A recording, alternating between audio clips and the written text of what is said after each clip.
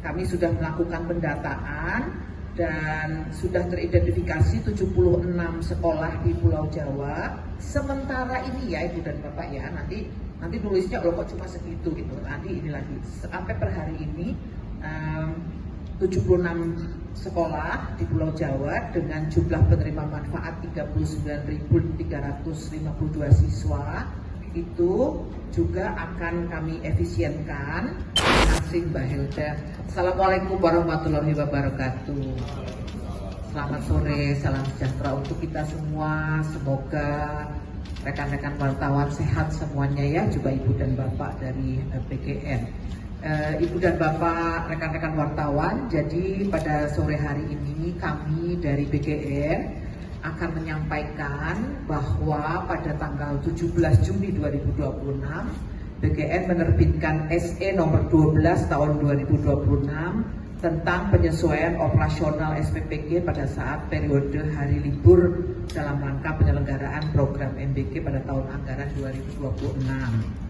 Jadi memang surat edaran ini dikeluarkan dalam rangka optimalisasi tata kelola operasional, efisiensi sumber daya, dan standarisasi program MBG pada SPPG.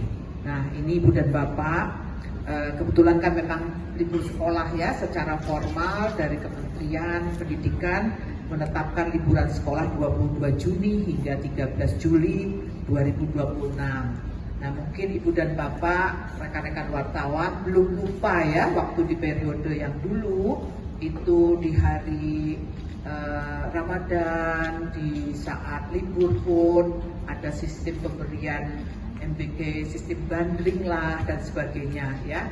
Nah untuk kali ini kebijakan yang kami ambil adalah kami benar-benar tidak mendistribusikan MBG dengan maksud tadi untuk standarisasi tata kelola operasional, efisiensi sumber daya. Mungkin seperti yang Ibu dan Bapak juga tahu, saya sudah sampaikan pada saat doorstop lalu ya, kami BGN ingin melakukan tata kelola kembali, penataan kembali sehingga mengambil momentum liburan sekolah ini. Dan di dalam SE tersebut setiap SPPG yang selama ini mendapat insentif sebesar 6 juta per hari walaupun tidak melakukan operasionalisasi secara penuh, misalnya penerima manfaatnya tidak 3.000, lalu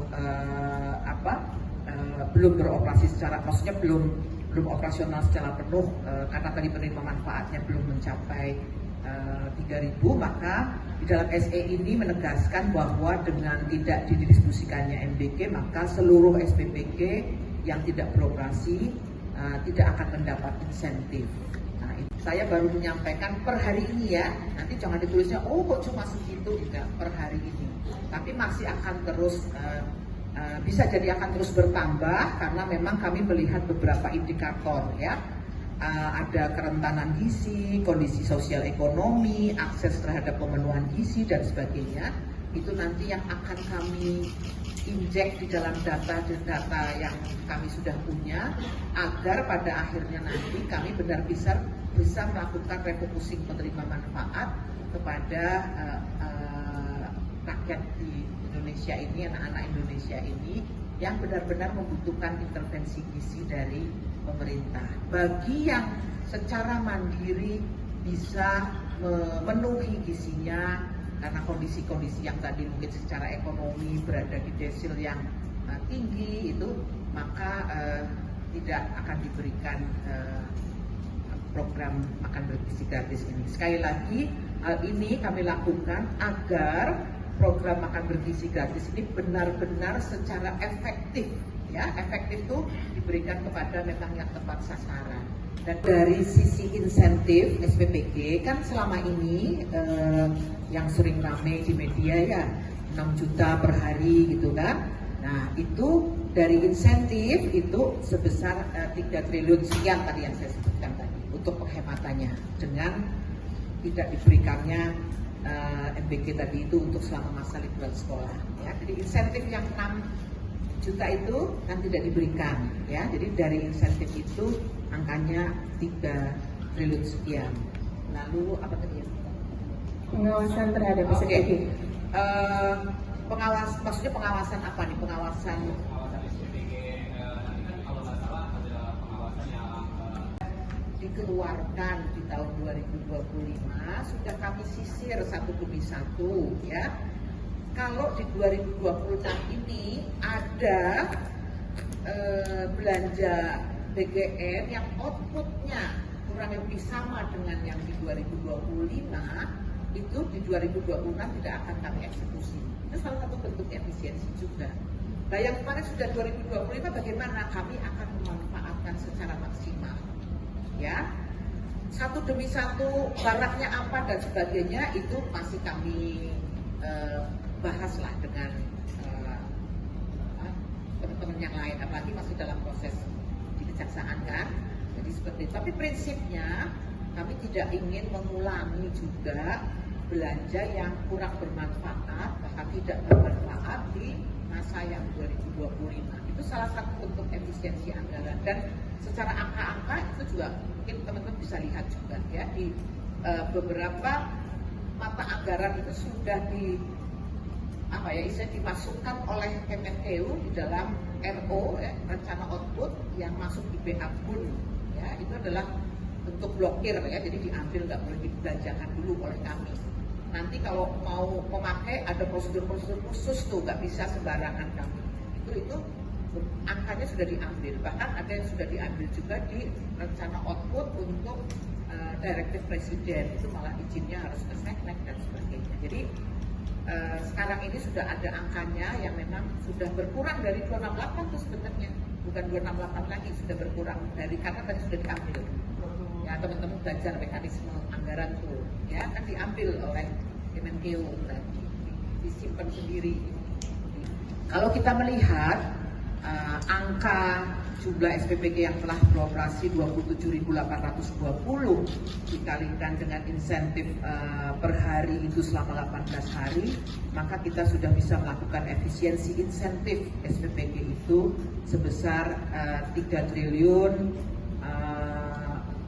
4.560 juta, lumayan angkanya ya.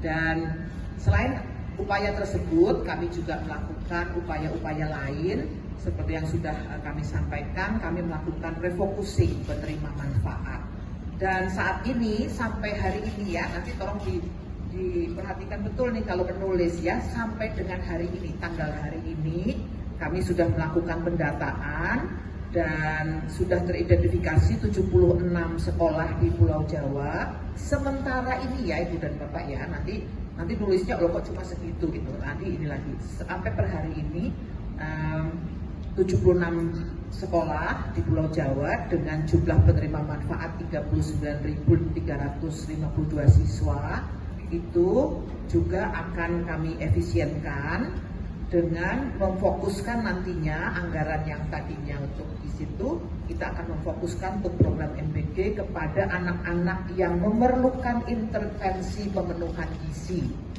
Ya, sekolah-sekolah yang tadi saya sebutkan itu adalah kami anggap berdasarkan beberapa kriteria yang kami susun, mereka secara mandiri mampu memenuhi kebutuhan gizi mereka. Oleh karena itu tidak membutuhkan intervensi dari pemerintah. Nah, pemerintah mengalihkan ke sekolah lain, ya, ke tempat lain, ke daerah 3T, ke ibu hamil, ibu menyusui, dan balita. Nah, ibu dan bapak semuanya, angka di atas masih terus akan kami perbaharui. Ya, tadi saya sudah katakan angka itu sementara sampai dengan hari ini.